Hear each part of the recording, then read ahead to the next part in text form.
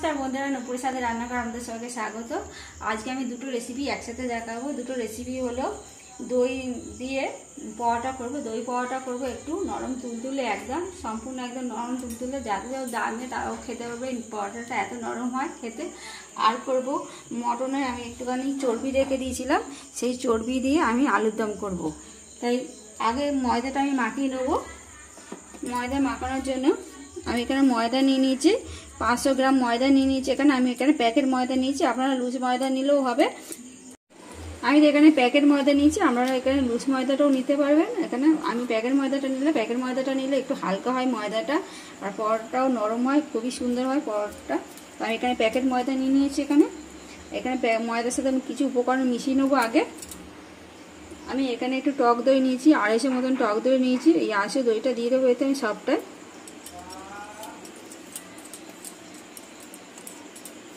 এখানে দইটা নিয়ে নিয়েছি, এর মধ্যে একটু সামান্য নুন দিয়ে দেবো, অল্প করে নুনটা দিয়ে দিচ্ছি।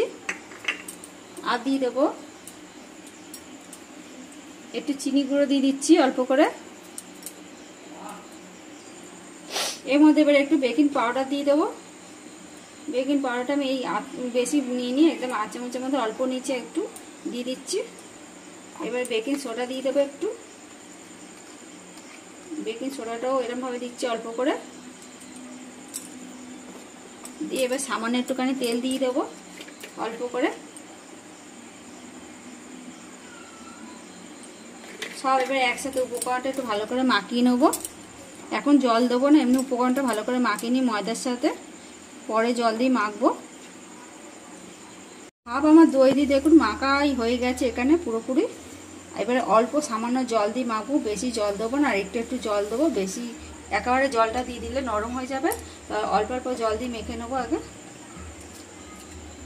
দইটা দিয়ে আগে ভালো করে মাখিয়ে নেবেন, নিলে তারপরে অল্প করে জল দিয়ে মাখলেই হয়ে যাবে। তা আগে থেকে জল দিয়ে দিলে বোঝা যাবে না কতটা কি জল লাগবে, তাই দইটা দিয়ে আগে মাখিয়ে নিলাম। এবার হালকা জল দিয়ে মাখবো। আর এই মাখাটা একটু সামান্য একটু নরম করে মাখবো, খুব নরম না, একদম হালকা করে নরম করে মাখবো এটা।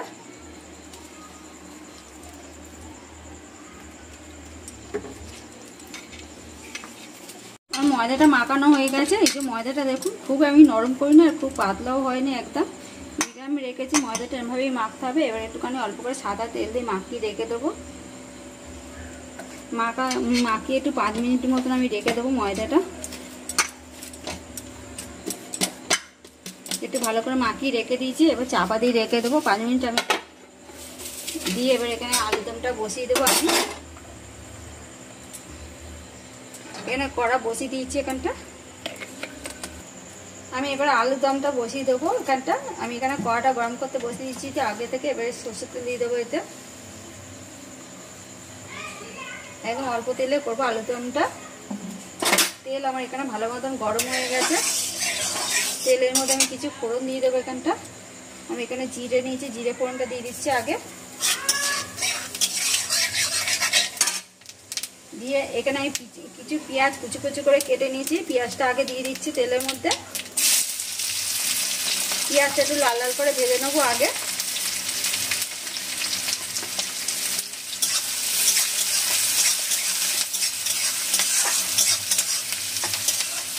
পেঁয়াজটা ভালো করে ভেজে নিতে হবে লাল লাল করে।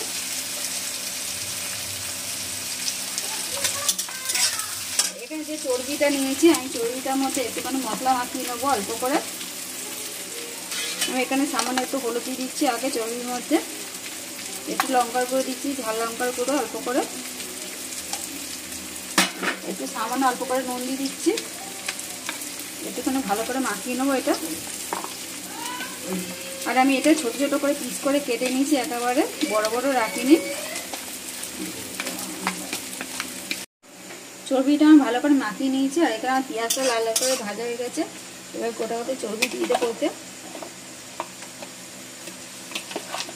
ওই জন্য অল্প করে তেল দিচ্ছি, আর চর্বিটা দিলে আবার তেল বেরোবে।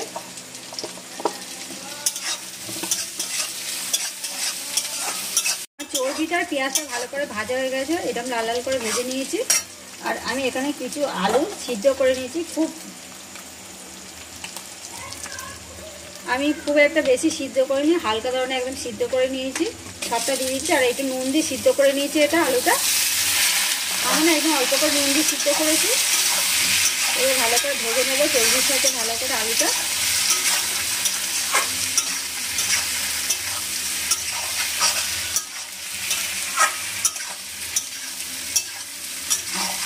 ভালোভাবে ভাজা ভাজা চর্বির সাথে এবার কিছু মশলা আছে উপকরণ দিয়ে দেবো এর মধ্যে। এখানে আমি কিছু মশলা নিয়েছি, হলুদ, ঝাল লঙ্কার গুঁড়ো আর কাশ্মীরি লঙ্কার গুঁড়ো। একদম ঝালটা আমি অল্প করে দিয়েছি আর এই হলুদটা একদম অল্প করে দিয়েছি। সবটা দিয়ে দিচ্ছি এতে। আর দিয়ে দেবো এখানে জিরে ধনে আমি 1 চামচ করে নিয়েছি, সবটাই দিয়ে দিচ্ছি তুলে। একটু সামান্য নুন দিয়ে দিচ্ছি অল্প করে।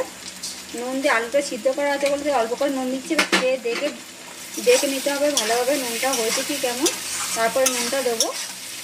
আগে থেকে দেবো না নুন, আবার আগে থেকে দিয়ে দিলে বেশি হয়ে যাবে, খাওয়াও যাবে না ভালোভাবে। তাই আগে টেস্ট দেখে খেয়ে দেখে বলতে হবে কেমন নুনটা হয়েছে, তারপর তো দেবো নুনটা। আমি এবার মশলা দিয়ে দিচ্ছি এখানে আমি আদা রসুন আর পেঁয়াজ একসাথে পেস্ট করে দিচ্ছি, সেটা দিয়ে দিচ্ছি এখানে। বাটাটা আমি এখানে সবটাই দিয়ে দেবো। আর দিয়ে দিচ্ছি একটা টমেটো নিয়েছি, সেটা দিয়ে দিচ্ছি এখানটা। এবার ভালো করে একটু আমি কষে নেবো এটা মশলাটা। ভালোভাবে মশলাটা কষানো হয়ে গেছে এখানে। আর আমি এখানে একটু আলু সিদ্ধ যে জলটা রেখেছিলাম নুন জলটা, সেটা দিয়ে দেবো। এই আলু সিদ্ধের জলটা লাস্টে দিলে কষলে এই আলুর দমে টেস্টটা বেশি বেড়ে যাবে আরও।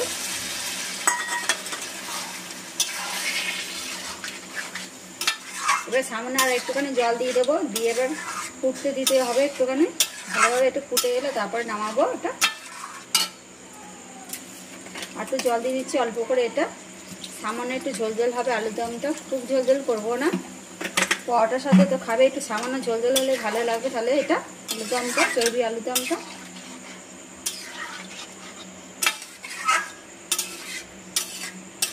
আলুর দমটা ভালোভাবে হয়ে এসেছে এখানটা। দেখুন খুব একটা ঝোল রাখিনি, আর কালারটাও কত সুন্দর এসে গেছে আলুর দমে।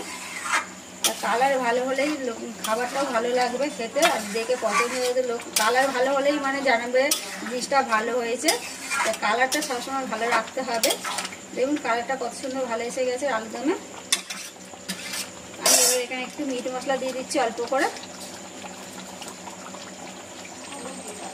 আর একটুখানি সামান্য একটু গরম মশলা দিয়ে দিচ্ছি অল্প করে। আর বেশি ফোটাবো না এই মশলাটা দিয়ে, এটা আমি পাশে রেখে দিচ্ছি। এবার পরোটাগুলো করে নেবো। আমার আলুর দমটা হয়ে গেছে, পাশে নামিয়ে রেখেছি। এবার পরোটাগুলো করে নেবো। এবার ময়দাটা খুলে নিচ্ছি। আমার 5 মিনিট হয়ে গেছে। দেখুন কি সুন্দর ফুলেও গেছে, ময়দাটা মাখানো ছিল বলে। এবার আর একটু ভালো করে হাতে মাখিয়ে নিতে হবে এটা। একটু ভালো করে মাখিয়ে নিলে পরোটাগুলো একদম নরম হবে তুলতুলে। মাখানোটাই সব থেকে কাজের জিনিস। এটা মাখানো ভালো হলে রুটি পরোটা যে আমি করবেন সেটা আমি ভালো হবে। তাহলে এবার কটা লেচি কেটে নেবো আমি এখানটা। আমার এটা মাখানো রেডি হয়ে গেছে। একটু হাতে আরেকবার তেল দিয়ে নিচ্ছি, এতে দিয়ে হাতে ভালো করে মাখিয়ে নিচ্ছি। নিয়ে লেচিটা কেটে নেবো। আমি পরোটা লেচিগুলো খুব একটা পাতলা করব না, একটু মোটা সাইজে রাখবো পরোটাগুলো, তাহলে তুলতুলে নরম নরম হবে ভালো। আমি এরম সাইজে লেচিগুলো রেখে দিচ্ছি এই যে পাশে।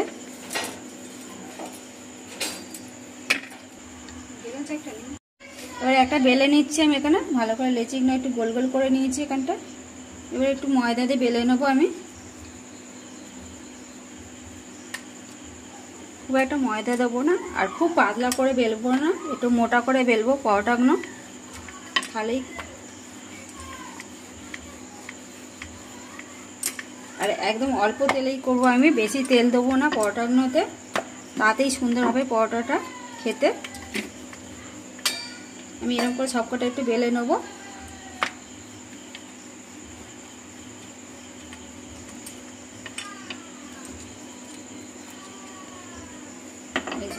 আমি খুব একটা পাতলা করিনি, একদম হালকা ধরনের। এই যে এরম সাইজে রাখতে হবে। দেখুন খুব মোটা না খুব পাতলা না, এরমভাবে রাখতে হবে পরোটাগুলো। আমি এরমভাবে কটা বেলে নেবো, নিয়ে তারপর দেখাচ্ছি পরোটাগুলো করা। পরোটাগুলো বেলে নিয়েছি এখানটা, এবার একটা একটা করে ভেজে নেবো আমি। এতে একটু ভালো করে শিখে নিতে হবে দুপিটা ভালোভাবে। দুপিটা আমি ভালোভাবে শিখে নিয়েছি পরোটাগুলো। এবার হালকা করে একটুখানি তেল দেবো, একদম বেশি তেল দেবো না, আমি এই অল্প করে তেল দিচ্ছি। দেখুন একদম আমার এই তেলেই পরোটাটা হয়ে যাবে একদম। এবার ভালো করে ভেজে নিচ্ছি তেল দিয়ে।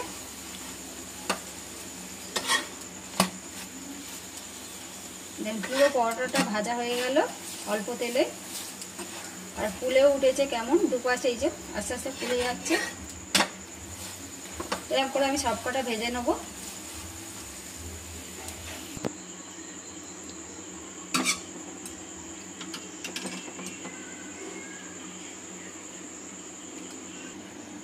আমি পরোটাগুলো তুলেও সাজিয়ে নিয়েছি এখানটা, আর এখানে মাংস এই আলুদমটাও তুলে নিয়েছি, মটন দিয়ে যে চর্বি দিয়ে করেছিলাম সেটাও তুলে নিয়েছি এখানটা আলুদমটা এই যে বাটিতে। আর এই পরোটাগুলো কত সুন্দর নরম হয়েছে দেখুন, একবার দেখাচ্ছি আমি। এই দেখুন কতটা নরম হয়েছে পরোটাগুলো, একদম নরম তুলতুলে পরোটা, ভেতরে জালি জালি মতন হয়ে গেছে পরোটাগুলো।